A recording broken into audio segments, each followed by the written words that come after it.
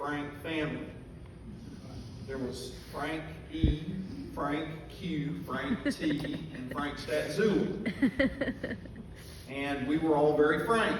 And my middle name was Frank.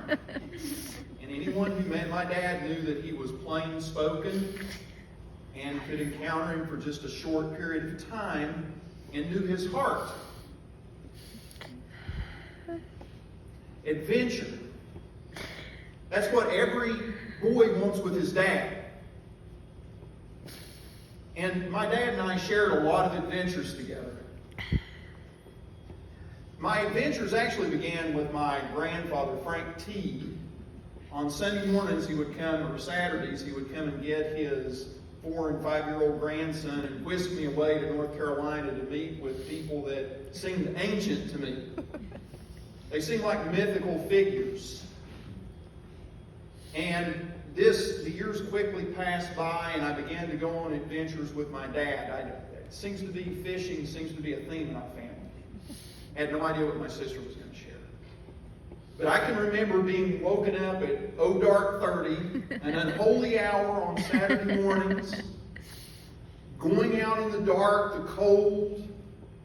As a young boy, I spent many muddy, wet mornings around Dennis Cove and Dennis Fork.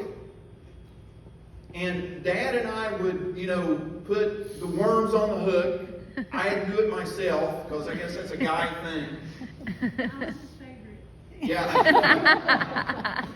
And we would try to entice the citizens of the watery world to grasp our bait. It was an adventure.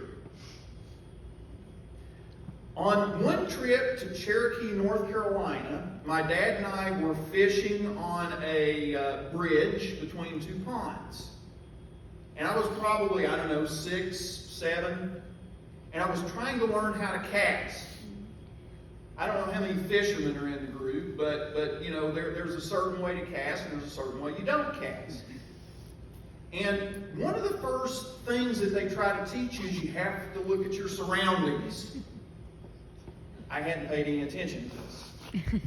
So I was getting ready to cast, and I'm looking out in the pond, and I get my little fishing pole, and I kind of go back, and as I'm doing this motion here, I feel a tug. And as I look, this hat goes sailing out into the pond. I had grabbed a hat off of this guy.